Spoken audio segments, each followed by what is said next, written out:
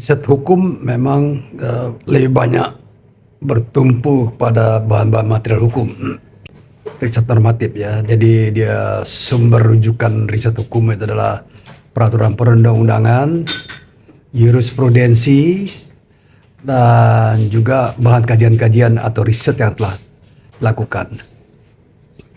Riset hukum ini tidak diperlukan ya, atau tidak mutlak diperlukan satu penelitian lapangan, kecuali ada aspek-aspek persoalan bagaimana meneliti efektivitas hukum, efektivitas penegakan hukum, dan kepatuhan masyarakat terhadap hukum. Itu masuk dalam kategori sosiologi hukum. Inilah bedanya riset hukum dengan riset ilmu sosial lainnya. Ya, dan hukum tidak termasuk rumpun ilmu sosial yang secara umum. Dia bahkan dikategorikan sebagai ilmu humaniora. Tapi sejatinya ilmu hukum itu punya metode dan punya prinsip-prinsip sendiri, ya kan? Tidak bisa dibedakan yang lain. Ilmu hukum itu sangat tua, ya. Bahkan basisnya barangkali bersamaan dengan filsafat dan politik. Jadi sebuah penelitian hukum sekali lagi sandarannya adalah normatif, peraturan perundang-undangan, jurisprudensi, doktrin ilmu hukum, dan hasil-hasil riset sebelumnya, serta dokumen-dokumen hukum. Ya, yang pasti dokumennya adalah publikasi dari lembaga resmi, lembaga negara. Dan riset hukum ini menjadi bagian dari tugas akhir mahasiswa di tingkat S1 di Fakultas Hukum, maupun di tingkat magister hukum S2, dan juga di tingkat doktoral atau di tingkat doktor ilmu hukum.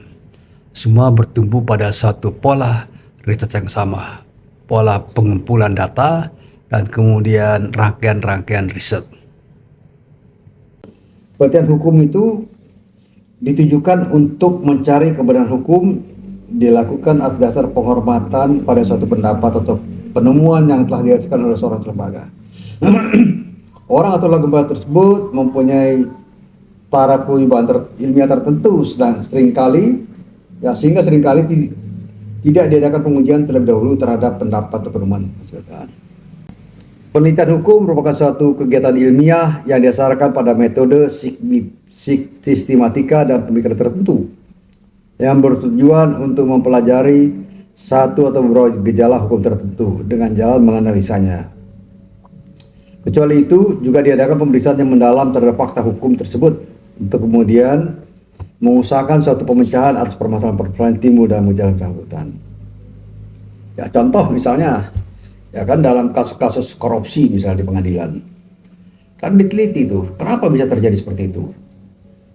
Kan sudah jelas-jelas putusan pengadilan itu harus didasarkan pada fakta, pada sekalian.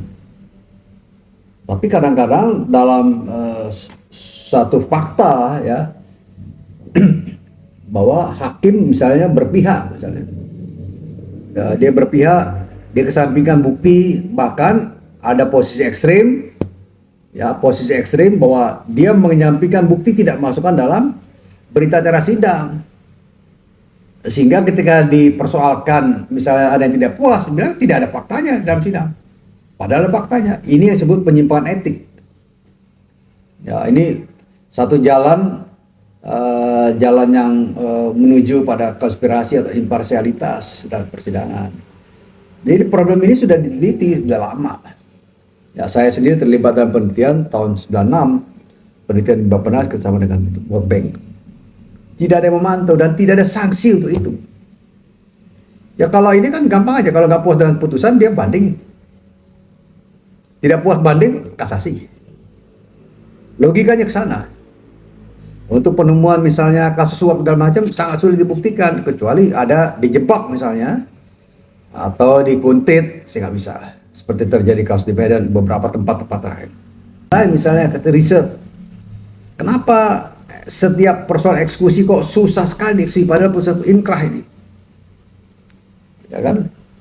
Jadi ada upaya untuk menghambat eksekusi dari pihak kalah dengan berbagai macam cara, termasuk berkonspirasi dengan petugas pengadilan. Ya kan? Ini kan kejadiannya begitu. Itu kejadian di PN Depok misalnya. Di dalam melakukan riset itu, kita bisa lakukan pengamatan terlibat. Ya, pengamat menjadi bagian dari gejala yang diamati. Misalnya kita mau teliti tentang tertib perparkiran di Bogor. Kita bisa bawa tuh sepeda motor, ya, bayar parkir. Kita bisa tanya kenapa begini, kok itu larang parkir ada tapi dilakukan, kira-kira itu ya. Kemudian pengamatan tidak terlibat dari luar. Anda tidak datang menggunakan sepeda motor, tapi cukup lihat dari luar. Itu pengamatan yang tidak terlibat. Ya, kalau pengamatan terlibat, kadang-kadang Anda jadi masalah. Ya, ketika ada petugas di sub, oh Anda parkir di sini, bisa diangkut motornya, bisa didenda, dan Anda tidak bisa mengelak. Itu pengamatan terlibat. Jadi susahnya di situ, ya. Kemudian wawancara ya. Wawancara itu kadang-kadang orang tidak mau diwawancara karena persoalan waktu, nggak mau direpotin. Tapi ada juga mau. Jadi tergantung dari pendapatan. Ya. Dan hasil wawancara sangat ditentukan oleh kualitas pewawancara. Pewawancaranya handal tidak? Ya, berdasarkan apa yang telah disusun kerangkanya. Kemudian kualitas yang diwawancarai. Jadi cari orang yang pertama dia mau, kemudian dia kira-kira dari segi pengetahuan responnya bagus. Jangan yang gagap, yang nggak jelas-jelas itu. Wah, itu susah ditanya tuh.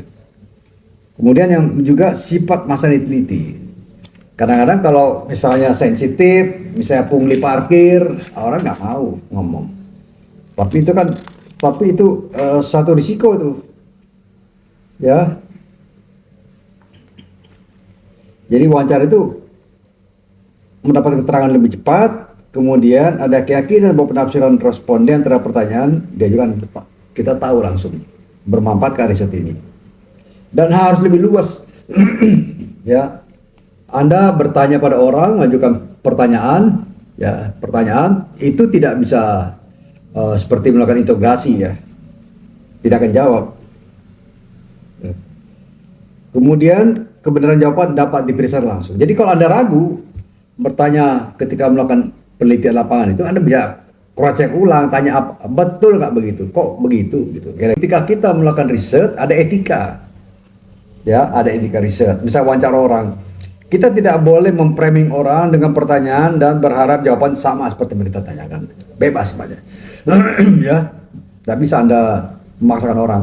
Anda mengajukan pertanyaan, bilang betul ya Bu ya, jawabnya begini kan? Itu nggak benar itu. Itu penelitian tidak etis itu, ya.